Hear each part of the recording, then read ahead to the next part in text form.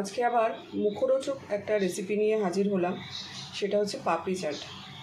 চলুন কতটা সহজ আর কতটা সুন্দর করে করি।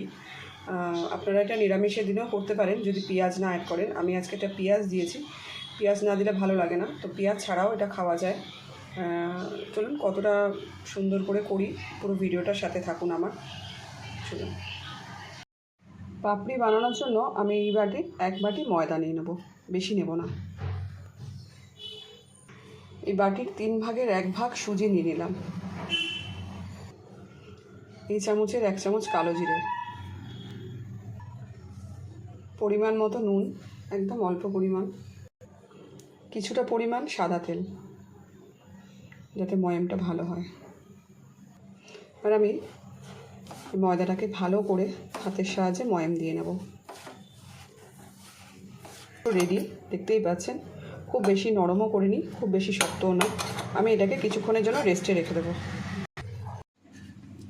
ডোটা 10 মিনিট হয়েছিল, আমি রেখে দিয়েছি। দেখুন খুব সুন্দর মাখা হয়েছে। আমি এবারে এটা থেকে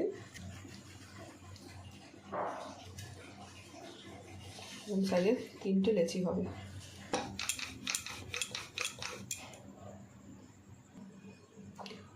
রুটিটা বেশ গোল করে বেলা হয়ে গেছে, দেখতেই পাচ্ছেন। এবারে এরকম একটা ঢাকনির সাহায্যে আমি এটাকে এরকমভাবে সব এরকম করে করে কেটে নেব। এই যে দেখুন, এরকম প্রতিটা এতে এরকম করে একটু হাতের সাহায্যে চাপ দেবো। দিয়ে এটা গরম হয়ে গেছে, ভেজে নিচ্ছি। আঁচটাকে মিডিয়াম রেখে দিয়েছি। না কাটলে পাপড়িগুলো লুচির আকার তৈরি হয়ে যাবে, এগুলো পাপড়ি হবে না। এগুলো কেটে নিয়েছি যাতে না ফোলে। আর এগুলো বেশ কড়া করে ভাজবো।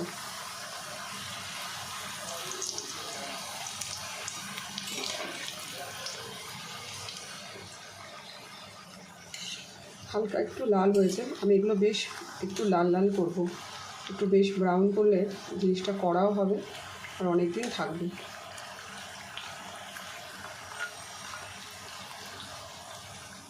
পাপড়িগুলো লাল লাল করে ভাজা হয়ে গেছে, দেখুন আমি তুলে নিচ্ছি। কতটা মচমচে ব্যাপারটা হয়েছে।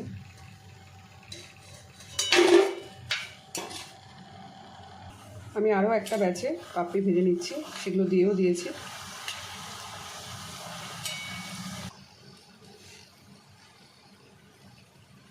পরের পাপড়িগুলো আমার ভাজা হয়ে গেছে, তুলে নিচ্ছি।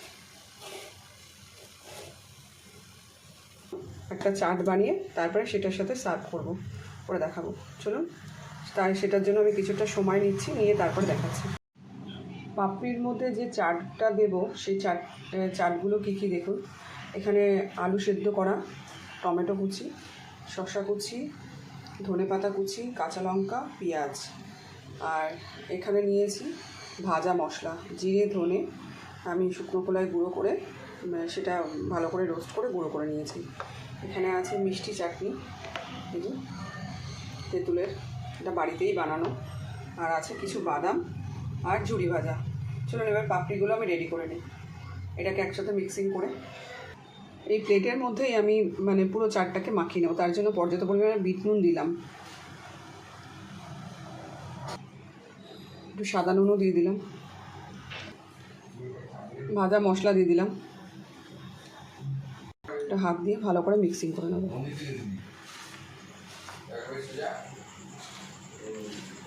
পুরো এক জায়গায় মিক্সিং করে নিয়ে তারপরে পাপড়িগুলো দিয়ে সাজাতে বেশি ভালো হয়, সুবিধা হয়। বাদামগুলো দিয়ে দেবো এর মধ্যে।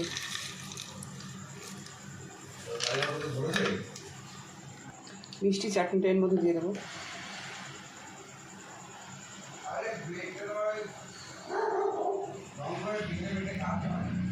2 চামচ দিলাম, দিচ্ছি।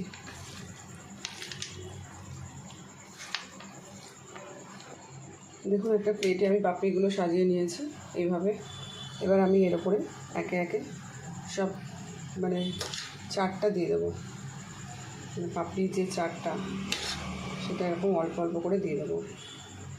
অল্প অল্প না দিলে, বেশি দিলে মুখে ঢোকাতে গেলে সব পড়ে যাবে।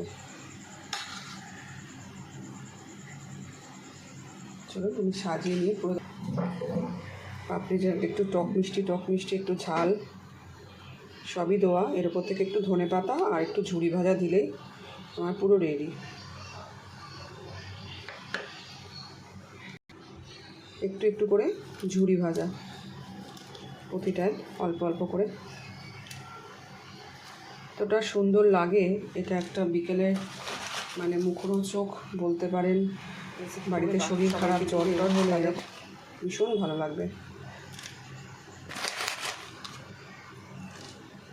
দেখুন, আর লাস্ট একটু ধনেপাতা ছড়িয়ে দেবো। দেখুন আমার পাপড়ি চাটের রেসিপিটা পুরো রেডি। আমি প্লেট পুরো সাজিয়ে দিয়েছি। কতটা সুন্দর হয়েছে সেটা আপনারাই বলবেন। আর খেতে তো অসম্ভব সুন্দর হবে।